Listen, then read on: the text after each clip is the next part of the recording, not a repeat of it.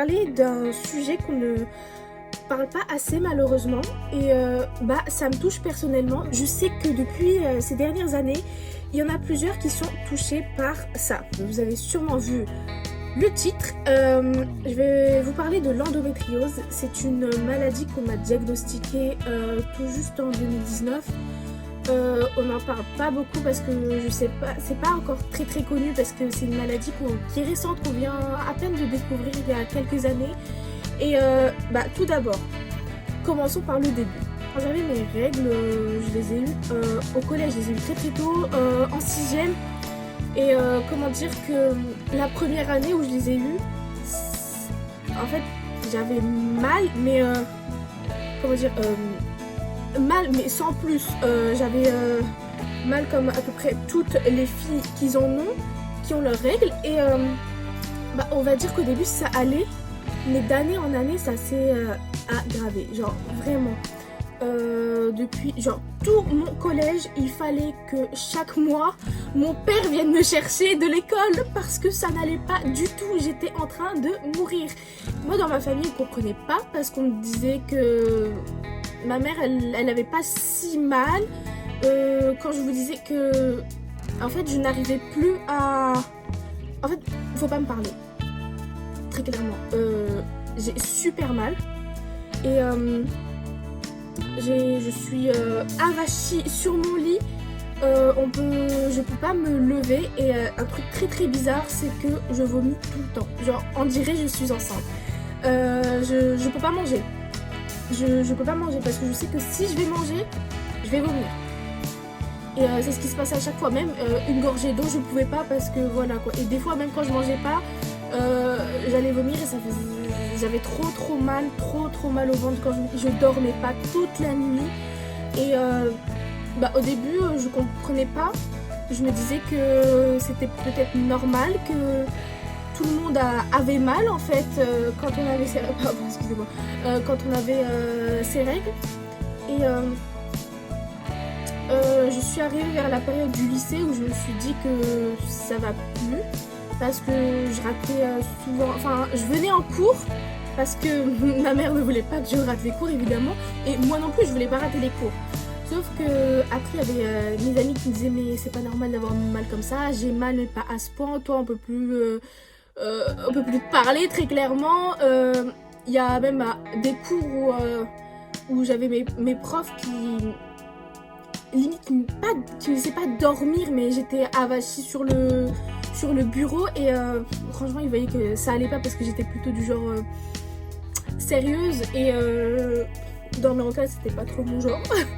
Et du coup je me suis dit que cet été, l'été juillet 2019, ma tante est venue du Canada et on en avait parlé. Et juste avant, j'avais vu 2 gynécologues qui m'avaient prescrit 2 pilules. La première, c'était l'Elogly. Et on va dire ça a marché. C'est une pilule qu'on vous donne au tout début pour en mode pas trop dosé parce qu'on a peur. Et du coup, je l'utilisais, mais ça a marché le premier mois, puis après plus rien. Ensuite, on m'a donné une autre.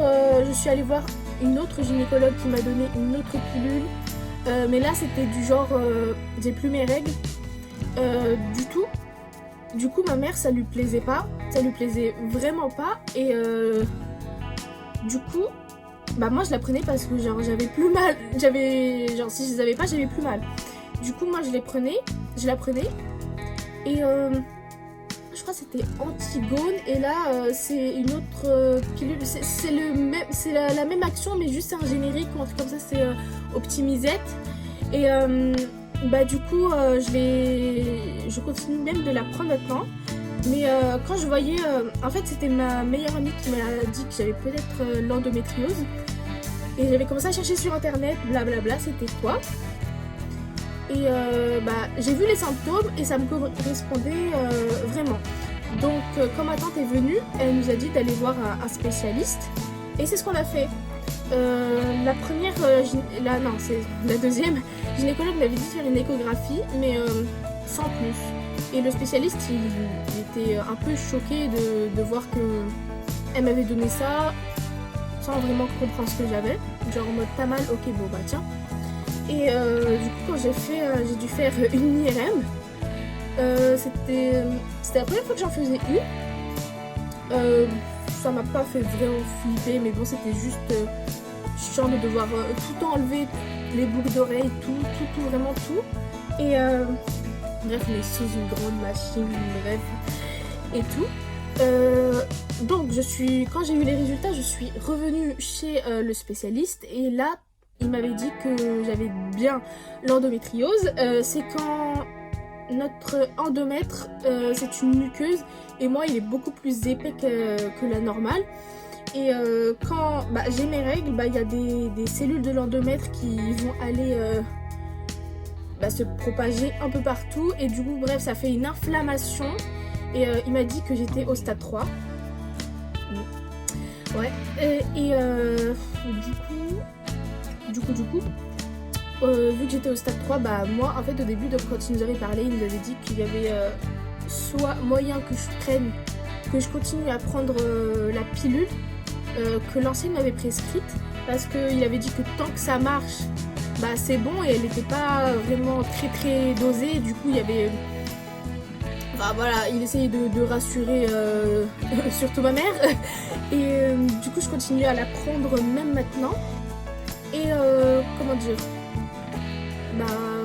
voilà, genre je me sens beaucoup mieux parce que j'ai plus aussi mal, je peux aller en cours. Parce que j'avais testé à la fac, genre j'avais essayé d'arrêter. C'était l'horreur. J'avais trop envie de sortir. Sauf qu'on était en amphi devant tout le monde. Bref, c'était pas top. Et du coup, voilà, en fait, il y en a plein.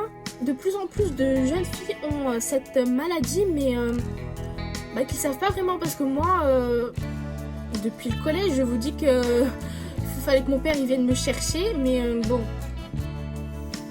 j'ai souffert, mais bon, on savait pas. Donc voilà, c'est que jusqu'à maintenant que je le sais, mais bon, je préfère savoir et au moins que je puisse traiter, parce que il y a aussi des complications sur cette maladie pour avoir un enfant plus tard. Mais maintenant, il y a des opérations, ça s'enlève très bien, bref. Et du coup, ça va mieux. Mais très franchement, si vous voyez que vous avez une amie ou si vous-même vous avez des règles douloureuses, mais à un point, ne vous dites pas que c'est normal, que tout le monde a mal. Parce que oui, on a mal, mais il y a des degrés de souffrance. Parce que moi, quand je vous dis que d'une échelle de 1 à 10, moi j'étais à 100. Très clairement, moi je tombais de l'échelle, ça va plus. Et je l'ai compris quand tu m'as dit que j'étais au stade 3. Ça allait pas du tout, ça faisait super mal quoi. Et du coup voilà, c'était surtout pour vous prévenir parce que j'ai aussi une pote qui n'a pas l'endométriose mais qui a une autre maladie, le SOPK, et c'est des kystes ovariens, et ça franchement aussi ça fait super mal.